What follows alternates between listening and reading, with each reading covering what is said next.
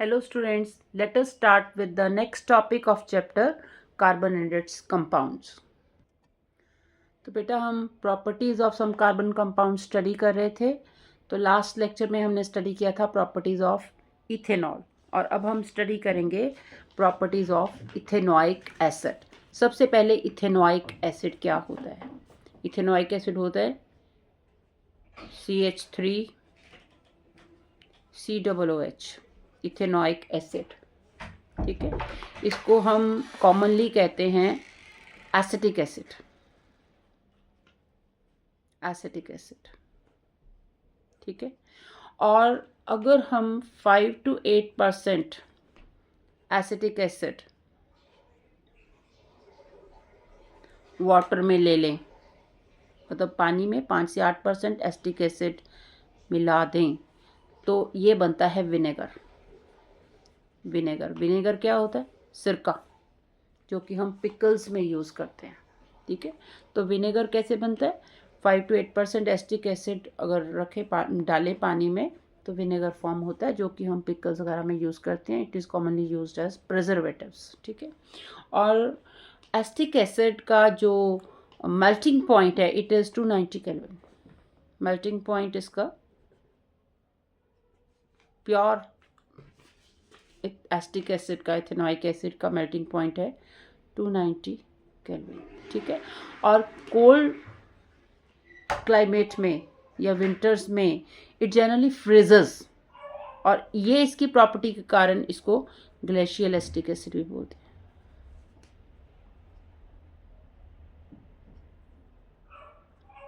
Glacial acetic acid भी कहा जाता है। ठीक है, let us read out. Ethanoic acid is commonly called acetic acid and belongs to group of acids called carboxylic acids. 5 to 8% solution of acetic acid in water is called vinegar. अभी मैंने बताया आपको 5 to 8% acetic acid में पानी डालते हैं, तो मतलब उसमें पानी में 5 to 8% ही acetic acid होना चाहिए तब। Then it is called vinegar. Edible होता है, ये हम फूड प्रोडक्ट्स में डालते हैं। Used widely as a preservative in pickles. The melting point of pure ethanoic acid is 290 Kelvin, and hence it often freezes during winter in cold climates. This gives rise to its name glacial acetic acid. इसके कारण इसको glacial acetic acid भी कहा जाता है। ठीक है, The group of organic compounds called carboxylic acids are obviously characterized by special acidity. अब ये acid है तो acid वाली properties इसमें होंगी। ठीक है ना? However, unlike materials as mineral acids like HCl, which are completely ionized, carboxylic acids are weak acid. ये weak acid होता है, तभी ये हम फूड स्टफ में यूज़ कर सकते हैं। HCl वगैरह नहीं कर सकते ना, वो तो आयोनाइज्ड होते हैं, वो स्ट्रॉन्ग एसिड्स में होता है। लेकिन कार्बोक्सिलिक एसिड जो है वीक एसिड में है। इसमें एक एक्टिविटी भी है जिसमें हम इथेनोइक एसिड है, इसकी एसिडिक नेचर को कंफर्म कर सकते हैं बाय इसका लिटमस टेस्ट करके। लिटमस टेस्ट में अगर करते हैं यूनिवर्सल इंडिकेटर के साथ, तो ये इंडिकेट करता है ब्लू लिटमस रेड में कन्वर्ट हो जाता है, या अगर ब्लू लिटमस से करेंगे तो blue litmus will turn red. ठीक है, और अगर हम यूनिवर्सल इंडिकेटर से करेंगे तो वो टुवर्ड्स एसिड, उसका जो पीएच स्केल आएगा, तो ये कंफर्म करता है कि इट हैज़ एसिडिक नेचर। ठीक है, तो लेकिन उसमें HCl is more strong acid and ethanoic acid is a weak acid. ठीक है, आगे आएंगे रिएक्शंस ऑफ इथेनोइक एसिड। अब हम स्टडी करेंगे रिएक्शंस ऑफ इथेनोइक एसिड। अब अगर हम इथेनोइक एसिड को रिएक्ट करवाएं CH3COOH, ये क्या है? Ethanoic acid. इसको हम अल्कोहल से रिएक्ट करवाते हैं, CH3 ethyl alcohol CH2OH, right. और इस रिएक्शन में we will add few drops of acid के फ्यू ड्रॉप्स डालने हैं हमें इस रिएक्शन में। ठीक है, तो अगर हम ये रिएक्शन करवाते हैं तो acid as a catalyst act करता है to make the reaction to proceed. तो एसिड इसमें डालने के बाद it will form ester form होगा और वाटर फॉर्म होगा। अब ये एस्टर कैसे फॉर्म हुआ, इसको समझने के लिए ये एस्टर का फार्मूला कैसे बना मैं आपको समझाती हूँ। इसको ध्यान से समझना, बहुत आसानी से आपको एस्टर फॉर्मेशन का समझ आएगा। इधर देखिए, सबसे पहले हम कार्बोक्सिलिक एसिड लिख रहे हैं,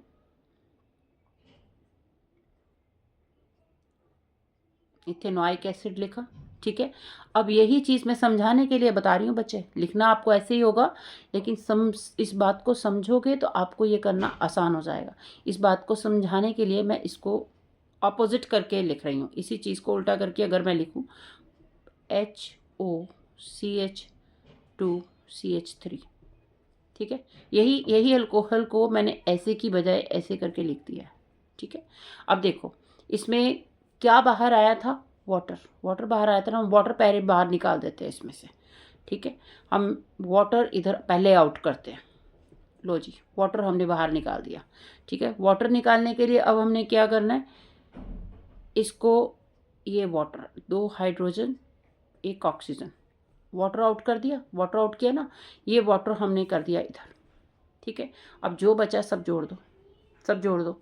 अब क्या बना, CH3 COO CH2 CH3, this is what ester. इसमें हमने क्या डाला था, एसिड, एसिड डाला था ना, तो एसिड क्या कर देता है, डिहाइड्रेशन। मैंने पहले भी बताया था, एसिड मेनली रिएक्शंस में ये वाटर को आउट करता है, डिहाइड्रेट करता है। वाटर को आउट किया हमने, पहले ही वाटर यहाँ आउट किया, ठीक है। वाटर आउट किया, बाकी सबको जोड़ दो, फॉर्म हो गया एस्टर।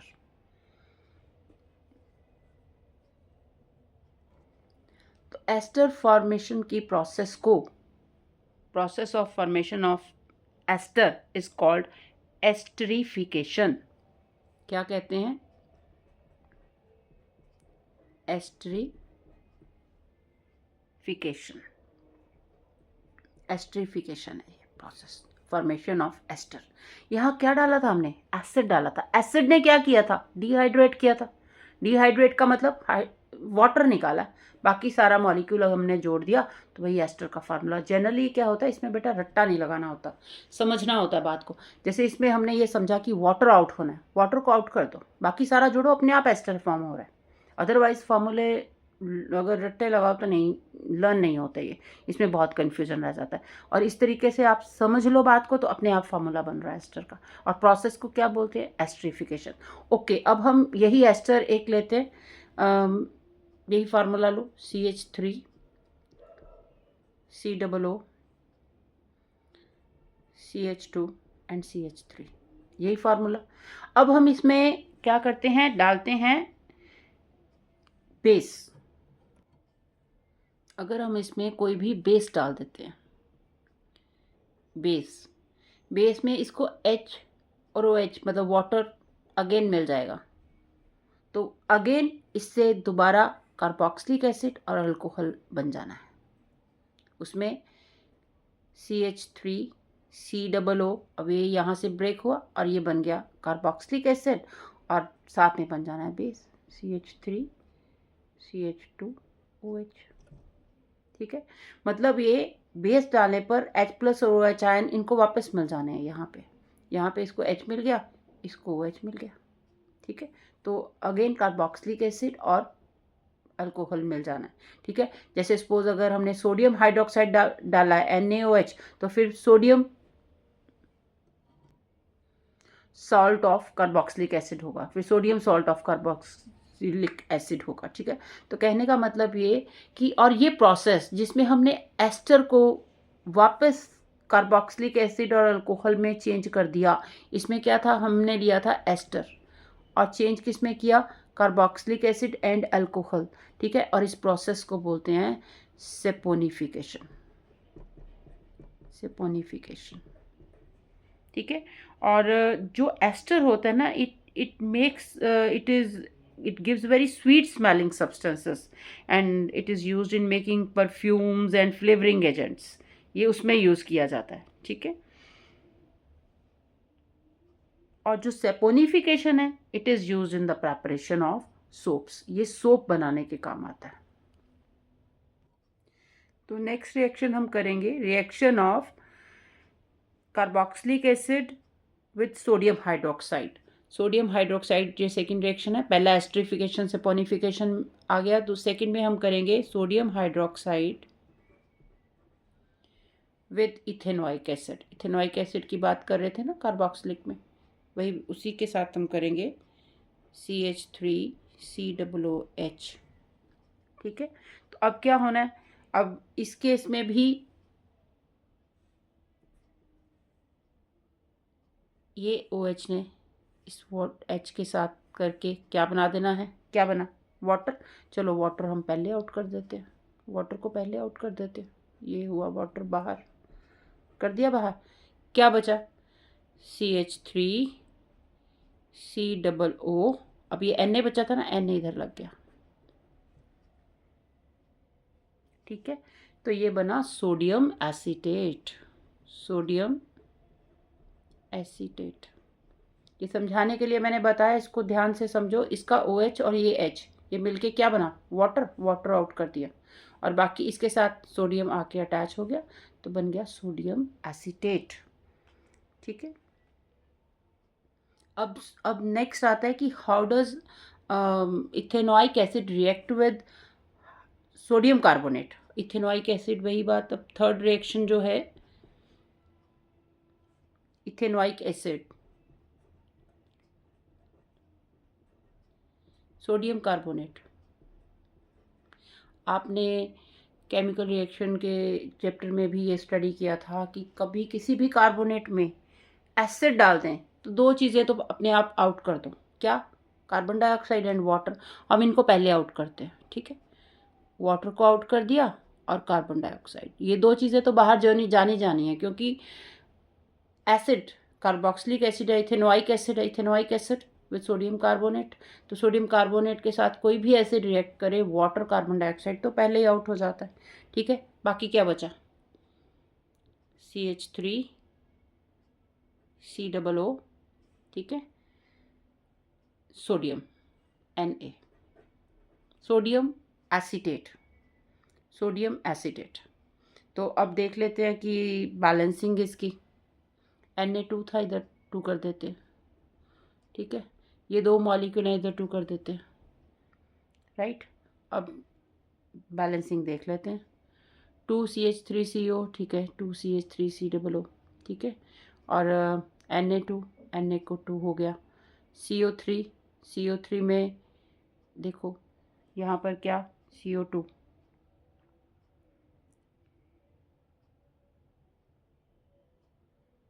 और एक वाटर का ऑक्सीजन। ठीक है ना, वाटर का ये ऑक्सीजन भी हो गया ना, तो CO3 हो गया। ठीक है, H2, यहाँ 2H, H2 है, हो गया कंप्लीट। ठीक है, तो इक्वेशन इज बैलेंस्ड।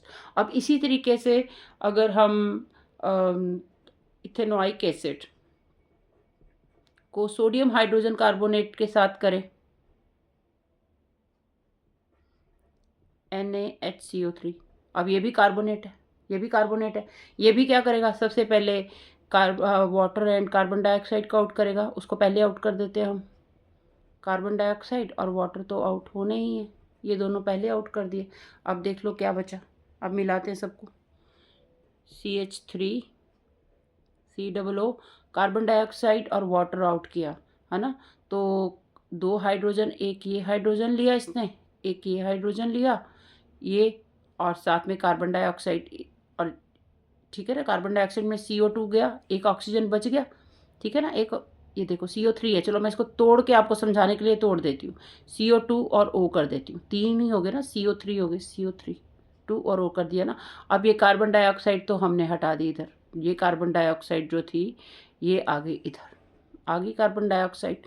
ठीक है, कार्बन डाइऑक्साइड इधर आ गई, तो एक ऑक्सीजन बच गई इधर, एक ऑक्सीजन बच गई, CO3 था ना, कार्बन डाइऑक्साइड CO2 करके ऑक्सीजन बाहर कर दिया। ओके, अब क्या है, ये हाइड्रोजन, ये हाइड्रोजन और ये ऑक्सीजन, ये हाइड्रोजन, ये हाइड्रोजन, ये ऑक्सीजन, H2O इधर आ गया। ठीक है, अब बचा क्या, ठीक है, अब क्या बचा, CH3COO, CH3COO, और बचा ये Na बचा सिर्फ, है ना, Na इधर लग गया, सोडियम एसीटेट। तो इक्वेशन इज बैलेंस्ड। ठीक है, तो इस तरीके से मैंने आपको तोड़ के इसलिए बताया था कि आपको समझ आए कि कहाँ मॉलिक्यूल कैसे एडजस्ट हुए हैं इसमें। ठीक है, ethanoic acid with sodium hydrogen carbonate. एक बार दोबारा बता रही हूँ, एक बार फिर से दोबारा समझ लो इसको। इथेनॉइक एसिड CH3COOH, ठीक है, ethanoic acid with sodium hydrogen carbonate NaHCO3, यही था, ठीक है ना। अब ये जब भी उसके साथ रिएक्ट करेगा तो याद रखो कि दो चीज़ें तो पहले ही आउट हो जानी है। कौन कौन सी? कार्बन डाइऑक्साइड एंड वाटर, ये तो पहले ही आउट कर दो, ये तो जाने ही जाने हैं, ठीक है, क्योंकि एसिड में कार्बोनेट है, कार्बोनेट में एसिड डाला है, तो कार्बन डाइऑक्साइड वाटर तो पहले ही आउट कर दो, ठीक है। और बाकी क्या बचा? अब देखो कार्बन डाइऑक्साइड यहाँ थी तो CO3 है, मैं इसको CO2 लिख दूँ समझाने के लिए बता रही हूँ। यहाँ CO2 और एक ऑक्सीजन एक्स्ट्रा लिख देती हूँ, थोड़ा बड़ा करके दोबारा बता रही हूँ कि और थोड़ा बड़ा करके बताती हूँ। ये CO3 है, O2 और O कर दिया ना, ये CO3 ही था जिसको मैंने O2 और O कर दिया, ये O3 रह गए ना। अच्छा, अब CO2 को तो मैंने आउट कर दिया इधर, CO2 को, ये चला गया CO2 इधर, ठीक है, CO2 चला गया। अच्छा, अब ये वाला हाइड्रोजन और ये वाला ऑक्सीजन, ये भी आउट हो गए, ये आउट हो गए, ये बन गए वाटर, ठीक है। ये हाइड्रोजन और ये ऑक्सीजन, ये आउट होके बन गए वाटर, आ गए इधर, ठीक है, ये वाटर बन गया, ठीक है। ये हाइड्रोजन और ये ऑक्सीजन, वाटर बन गया। बाकी बचा क्या? CH3COO है ना, तो CH3COO, और क्या बचा? सिर्फ Na, है ना, तो ये बना सोडियम एसीटेट, ठीक है। तो सोडियम एसीटेट बना after reaction of ethanoic acid with sodium hydrogen carbonate. लेकिन लिखते हुए हमें ऐसे ही लिखना है, ये समझाने के लिए बताया मैंने, जब लिखना है तो ऐसे ही लिखना है कि when ethanoic acid react with sodium hydrogen carbonate, what is formed? CH3COO Na, sodium acetate plus carbon dioxide plus water, ठीक है। तो with this topic is over. तो बेटा, अगर आपको टॉपिक समझ आया हो तो प्लीज़ वीडियो को लाइक कीजिए और चैनल को सब्सक्राइब कीजिए। Thank you.